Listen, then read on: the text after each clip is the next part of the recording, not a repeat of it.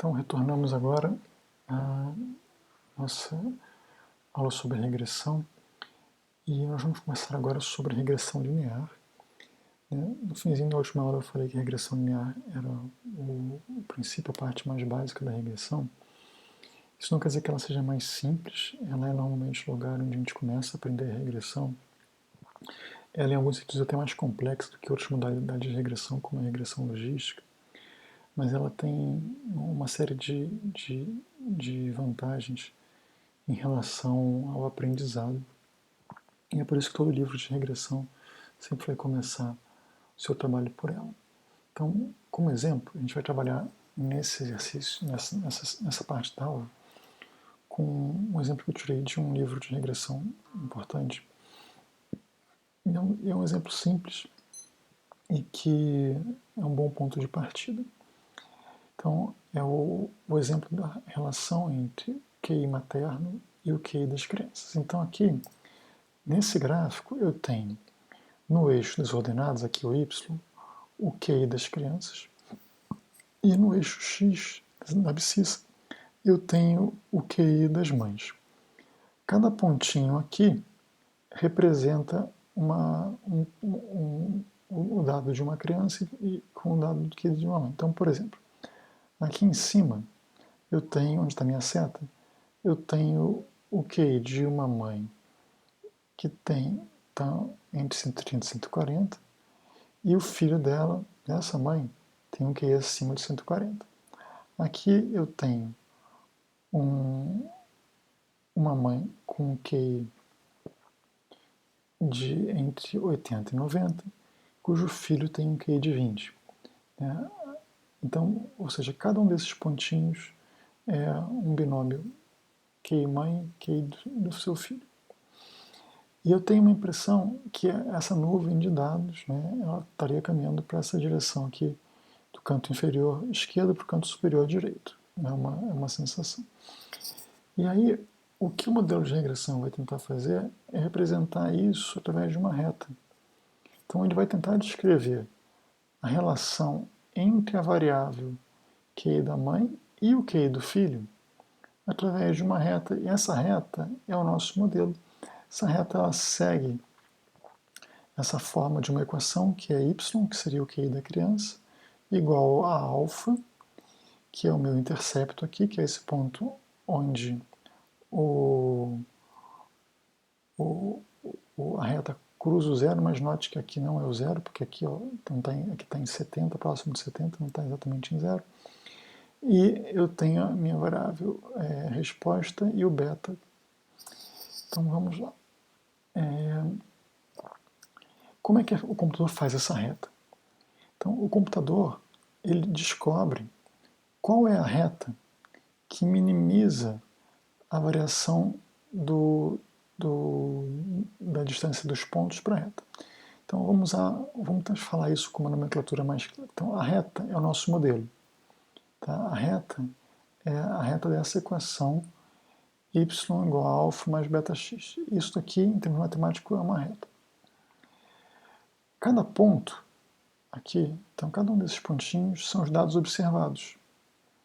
Essa distância entre a reta e cada um dos dados observados, eu digo que é o resíduo. O resíduo é o meu erro. Tá? E eu tenho ainda... então o que acontece? O que é essa reta? A reta que o computador traça é a linha que minimiza a soma do quadrado dos resíduos. Então, igual quando eu fiz a variância antes, eu pego essa diferença desse ponto daqui, menos o meu modelo, que é a reta, então eu pego essa distância, elevo ela ao quadrado. Aí eu pego essa outra distância aqui, menos a reta, elevo ao quadrado. Aí eu pego essa e faço isso para todos os pontos. Essa reta traçada aqui é a reta que eu tenho o menor valor dessa soma dos quadrados, que a gente chama do método dos quadrados mínimos para determinar a reta da regressão. Então, aqui eu tenho esse mesmo gráfico, só que eu ampliei o eixo x para que a gente conseguisse chegar aqui até o nível do zero. Tá? Então, embora aqui não esteja exatamente no zero, o zero estaria aqui mais ou menos, que estaria em torno do valor de 25,8.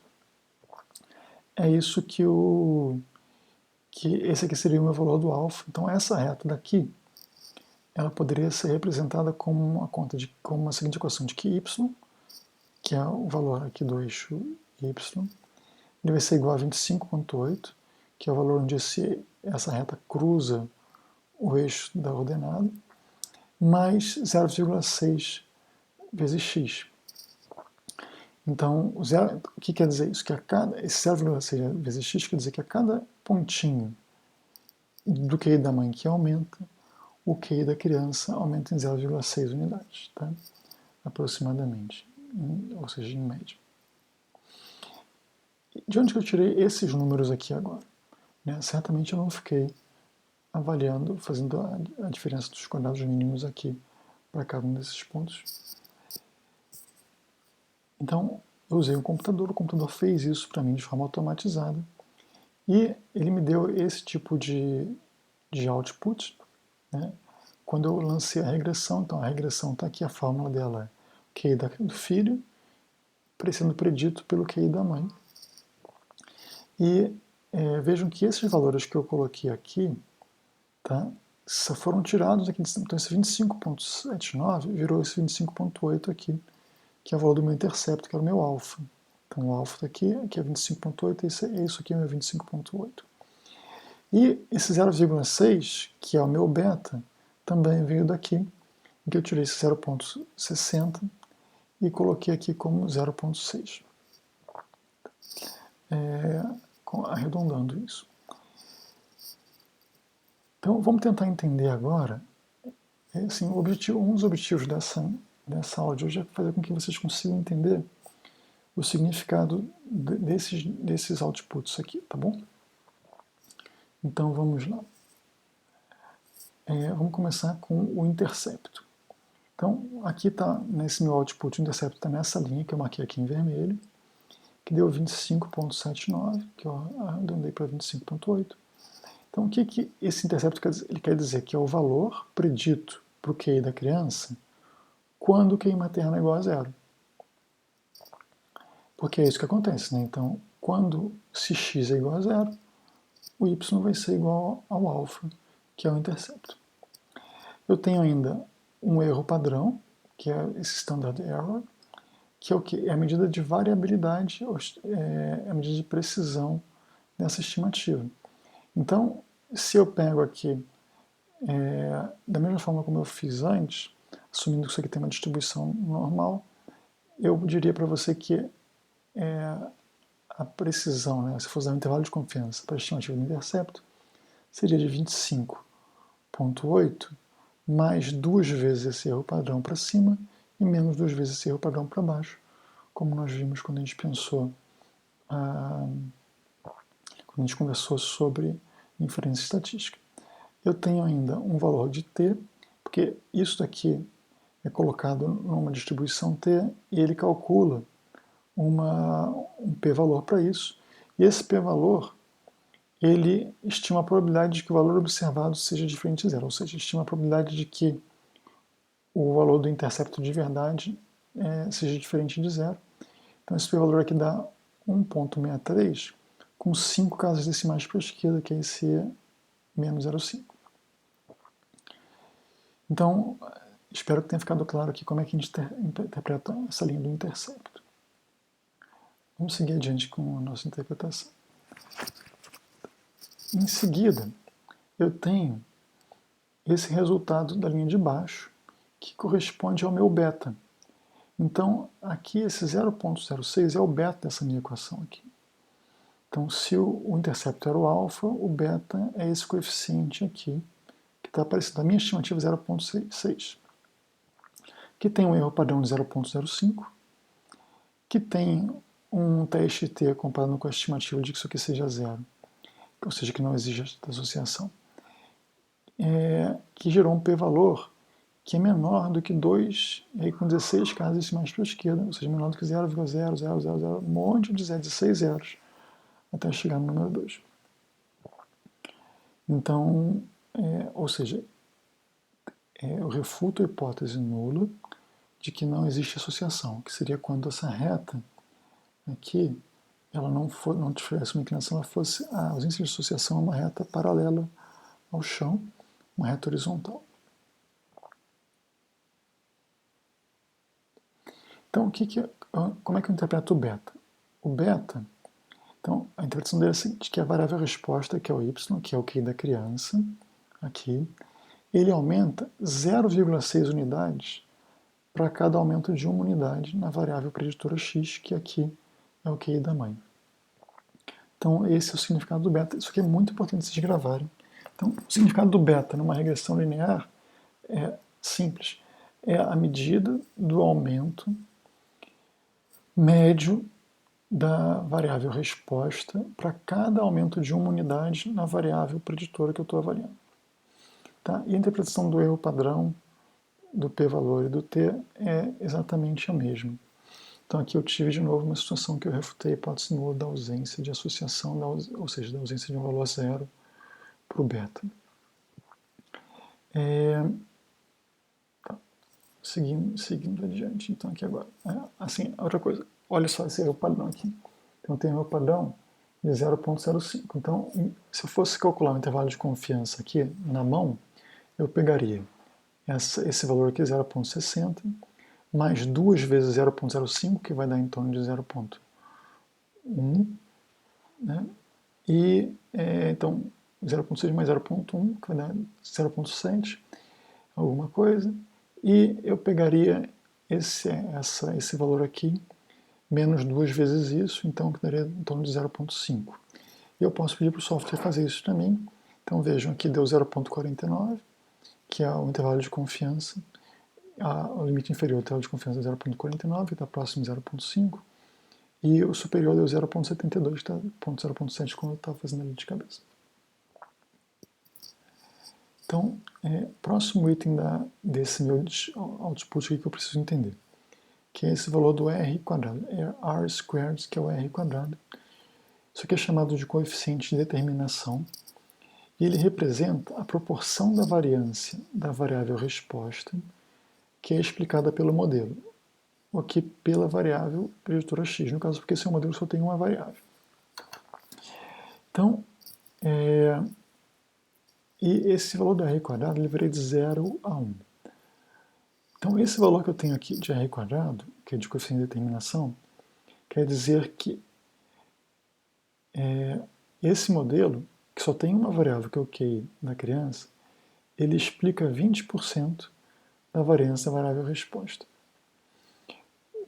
Tem também esse valor R quadrado ajustado, que é um valor de interpretação um pouquinho mais difícil, que seria o seguinte: a estimativa da medida em que a variância da variável resposta seria explicada pelo modelo, caso esses dados fossem obtidos da população diretamente, não de uma amostra, que é uma coisa absolutamente hipotética. Na prática, a gente usa esse R quadrado ajustado quando eu coloco aqui várias, não uma, mas um monte de variáveis explicativas, porque aí esse valor ele diminui um pouco, porque o valor do R quadrado ele sempre vai aumentar quando eu insiro variáveis, mesmo que essas variáveis não me ajudem nada no modelo. Já o R quadrado ajustado, ele aumenta menos, ele até pode diminuir se a variável que eu inseri aqui a mais no modelo for uma variável que não ajude a melhorar a capacidade de predição do mesmo. Agora, veja, o que tem de estranho nisso que eu falei para vocês até agora? Tem de estranho o fato de que não existe QI de zero. Por mais que a gente veja pessoas que surpreendam a gente em termos de capacidade de fazer e falar besteira, ainda mais no mundo da política, a princípio não existe QI de zero. Então não é razoável falar de um modelo em que, como eu coloquei para vocês aqui em cima, que o alfa é um valor do QI da criança quando o QI materno for zero, porque não existe QI materno zero. Então, como é que a gente lida com esse problema? Aí eu faço um procedimento chamado de centralizar ou centrar a minha variável preditora, que aqui seria o QI da mãe. E isso é uma coisa que o software faz facilmente, tá bom? E aí o que acontece? Aqui eu tenho à esquerda o gráfico da variável do QI materno não centralizado, então veja, nesse gráfico, ó, Eu tenho aqui o valor 100, que está aqui no meio.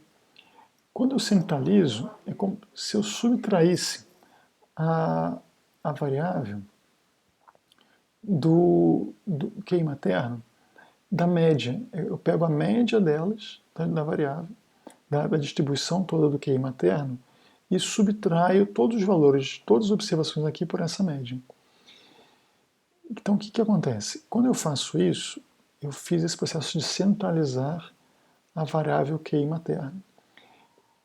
Então, o que acontece? Então, aqui o 100 era o valor da média, tá vendo? Aproximadamente devia ser ele que estava aqui. Porque normalmente a definição de QI, o 100 é o QI médio das pessoas. Então, esse valor aqui, que eu tenho aqui do zero, passa a ser o QI médio. E o meu intercepto, ele deixa de ser esse valor hipotético do zero e passa a ser o valor do valor predito quando o meu valor do x está na média do QI das mães. Tá bom? Desculpa. Então, aqui, isso daqui passa a ser o meu alfa. Ele deixa de ser aqui esse ponto onde corta, ele passa a ser o valor na média, que passa a ser aqui em torno de 80. Tá? Então, voltando. Numa situação em que a variável preditora ela não possa ter o valor zero, porque esse valor não tem significado, como a situação do QI podia ser a situação do peso, a altura. Não existe altura zero ou peso zero para uma pessoa real. Né? Então, quando eu tenho isso, para que aquele meu valor do intercepto aqui seja minimamente interpretável, eu preciso centralizar essa variável e eu faço isso pedindo para o software subtrair de cada registro. Então, eu pego cada registro, não tinha, que é essa mãe que estava aqui. Tá? O registro dela vai ser a pontuação que ela tinha aqui, digamos, ó, aqui, vamos pegar essa aqui, que está em 110. Então vai ser 110 menos a média. Se a média for 100, esse registro aqui passa a ser 10. Então essa mãe que estava aqui, olha, ela continua estando aqui. Ela está aqui como o valor de 10. Porque agora o valor dela, esse é 10 acima da média. Aqui é uma mãe que tem um valor de QI que está em 10 pontos abaixo da média. E aí o meu intercepto, que é quando tem o valor zero, agora o meu valor zero deixou de ser QI zero. O meu valor zero passou a ser a média do valor dos QIs das mães, na minha população, na minha amostra original. Então vamos seguir adiante com a interpretação das coisas. Então aqui, o que acontece? Então aqui eu tenho o meu output, aqui à esquerda, na situação antes de centralizar a variável QI mãe, e aqui, veja, eu tenho aqui a variável QI mãe centrado, que é como eu chamei isso no meu banco de dados. Então, veja, o intercepto muda. Aqui eu tinha intercepto de 25 e agora eu tenho de 86,7, que é consistente com esse valor aqui. Ó. O zero está aqui acima do 80, está aqui esse valor aqui do zero, que representa agora, de novo, o valor da média do QI das mães. Esse é o valor zero agora. Então eu tenho um intercepto de 86,8.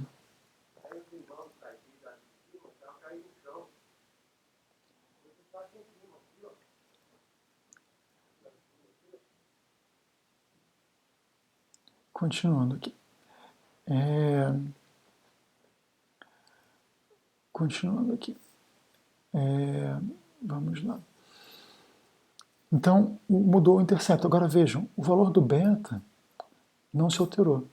O beta continua sendo 0,6, 0,99 dos dois lados. Por quê? Porque eu não mudei a inclinação da reta. Eu mudei apenas a relação de onde está o meu zero. Tá? Porque agora o zero passa a ser o valor da média do QI das mães. Então aqui o intercepto é o valor predito para o QI da criança quando o QI materno corresponde ao valor da média do QI das mães. O resto continua absolutamente igual. Vamos até colocar isso aqui em amarelo para destacar. Então, aqui.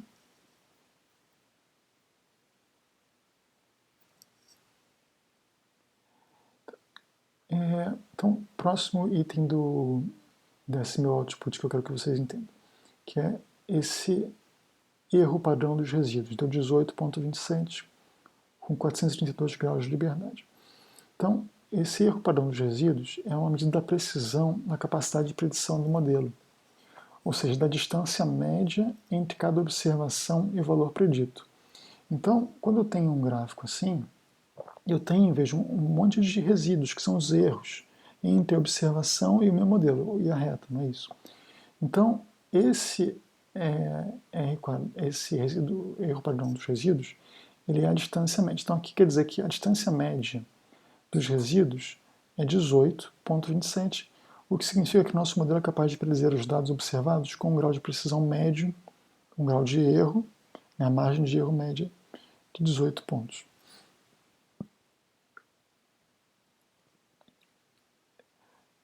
Eu tenho ainda esse valor do F, esse é um valor que a gente usa pouco para interpretação do modelo, mas então, a rigor, o que ele quer dizer? Ele quer dizer a medida geral de quanto o modelo é capaz de predizer a variável resposta em comparação com o nível de imprecisão do modelo, quer dizer, em comparação com toda a variação do erro aleatório que eu tenho ali. Então, aqui ele me dá um p-valor, que dá um p-valor bem significante, 2,2 com 16 casas decimais para a esquerda. Na prática, quando eu tenho um modelo grande, tem um monte de variáveis, o F ele vai me dizer... Lembra que quando a gente falou de ANOVA, numa das aulas anteriores desse bloco, eu falei que a ANOVA ela determinava o resultado dela primário, se tinha pelo menos uma variável que tinha diferença das outras. Então, o F ele mede isso, ele vai me dizer que se pelo menos uma das variáveis que eu tenho diria isso, é que aqui eu só tenho uma, então não ajuda muito. E não é à toa que o F aqui tem o mesmo valor. O p-valor do F tem um valor semelhante ao do p-valor dessa variávelzinha aqui. Tá? Seguindo. Então, quais são os pressupostos da regressão linear? Então, eu tenho 4 pressupostos. Primeiro, isso aqui, assim, isso varia um pouco de livro para livro. Então, isso aqui foi tirado desse livro aqui, do Gell-Mann e Hill, que é certamente um dos melhores livros de regressão que existe no mercado. Então, o primeiro princípio é da aditividade ou linearidade, que é o seguinte: existe uma relação linear entre variável resposta e as variáveis preditoras. Esse é o pressuposto mais importante, porque eu estou dizendo que a relação entre uma variável e outra, ela não faz assim, sabe? Ela não faz uma curva. Ela pode ser representada por uma reta. Ou seja, quanto mais a variável preditora aumenta também ou diminui a variável resposta. Eu não tenho uma relação em que de 70 a 100 isso aumenta, depois ela diminui. Quando eu tenho uma relação em que isso acontece, o modelo linear não serve, porque ele não atende esse que é o princípio mais importante que é o da aditividade. O segundo pressuposto é de que os resíduos das observações são independentes, ou seja, a observação de um filho não interfere na observação do filho da outra mãe. Terceiro, a homocidasticidade, que é a variância dos resíduos deve ser constante para diferentes níveis das variáveis preditoras. Ou seja, a variância dos resíduos não varia, ela é mais ou menos constante. E a distribuição dos resíduos é normal. Então, veja, tem muita gente que acha, que quando está lidando com regressão linear, que a distribuição do QI da mãe tem que ser normal. Isso não é verdade. Porque a distribuição dos resíduos, que é, de novo, aquela distância entre a observação e o modelo, tem que ser aproximadamente normal. Tá bom? Então, eu avalio isso através de gráficos. Então, os softwares dão para a gente gráficos. Então, por exemplo, aqui eu tenho um gráfico que avalia a normalidade dos resíduos usando um gráfico QQ, que vocês já viram em aulas anteriores. Então, aqui eu tenho gráficos que avaliam a homocidasticidade, comparando o resíduo versus a proposta. Então, aqui você vê que eu tenho uma distribuição dos resíduos que é uma nuvem meio aleatória, ela não segue, ela não faz uma curva, ela não faz... então, isso daqui é compatível com essa ideia da homocidasticidade como distribuição mais ou menos constante. E esse é um gráfico de resíduos influentes, que a gente nem vai abordar aqui, porque isso foge. Isso aqui, o objetivo é entender... Esse gráfico ele tem o objetivo de me conseguir enxergar outliers em termos de resíduos. E só para curiosidade, aqui eu teria gráficos em que... Aqui eu tenho um gráfico em que eu tenho uma elasticidade, em que eu tenho uma distribuição mais ou menos aleatório, representado por uma coisa mais ou menos horizontal. Aqui eu tenho uma coisa que não seria representada por uma reta, eu tenho uma variação, né, parece que vai aumentando ao longo do avançar da variável preditora. Então os resíduos vão ficando mais largos, então eu tenho aqui resíduos bem estreitos e conforme aumenta, isso aqui vai aumentando o resíduo. Aqui eu tenho uma situação que sugere não linearidade, e aqui eu tenho uma situação que avalia as duas questões, tá bom? Então, isso aqui isso é uma forma de avaliar os pressupostos da regressão linear. Em relação à normalidade, vocês já aprenderam como que eu avalio esses gráficos quantio-quantio. Então, isso aqui seria aceito como distribuição normal. Você vê que aqui ele sai um pouquinho da reta, mas você vê que o grosso está tudo aqui em cima, e aqui eu tenho desvios muito maiores. Isso aqui já é uma situação que a gente não costuma aceitar como distribuição aproximadamente normal. E chegamos agora àquilo que a gente chama de uma regressão multivariável, onde eu tenho não duas variáveis, mas aqui eu tenho já três. Então, aqui, esse exemplo daqui, então, eu deixo de ter. Antes, aqui atrás, eu conversei com vocês, que a minha reta, ela tentava diminuir essas distâncias, não é isso? E eu tinha isso só em duas dimensões. Quando eu faço uma regressão multivariável, eu tenho agora que ajustar a reta que diminua essa distância, mas de forma tridimensional. Então aqui seria um modelo com três variáveis só, e aqui eu tenho a mesma reta em que eu virei o cubo tridimensional.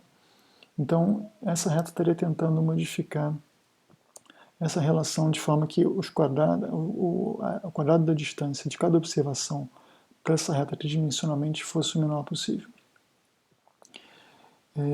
Espero que essa questão tridimensional tenha ficado um pouquinho mais clara com esses desenhos. Obviamente, na hora que você vai colocando 4, 5, 6, 10 variáveis, a gente já não consegue fazer essa representação mais tridimensional, e quem faz isso é o computador, num plano n-dimensional, que eu não consigo nem pensar ele graficamente, que ultrapassa a minha criatividade.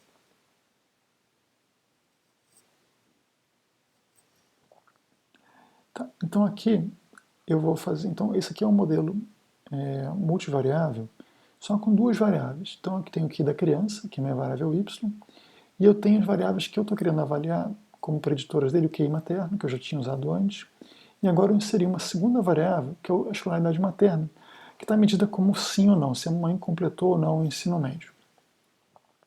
Então agora o meu modelo, eu tenho aqui o intercepto de antes, centrado. Você vê que ele antes estava 86, não era isso? E agora ele está em 82, por quê? Porque na hora que eu vou inserindo outras variáveis, isso muda a configuração da minha reta. Aquele pontinho que estava um pouquinho para o lado, a reta vem um pouquinho para cá, para cima, para baixo, para a esquerda, para a direita, para tentar se a reta que melhor se adequa a esse modelo.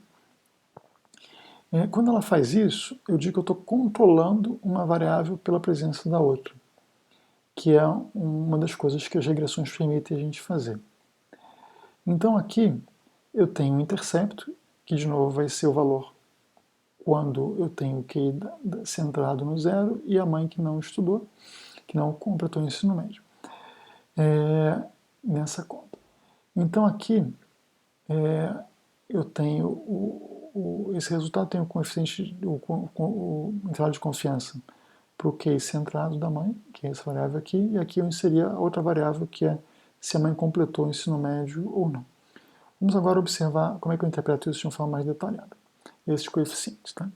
Então, o intercepto continua sendo o valor predito do QI das crianças, cujas mães agora não completaram o ensino médio e tinham o QI com valor na média da população.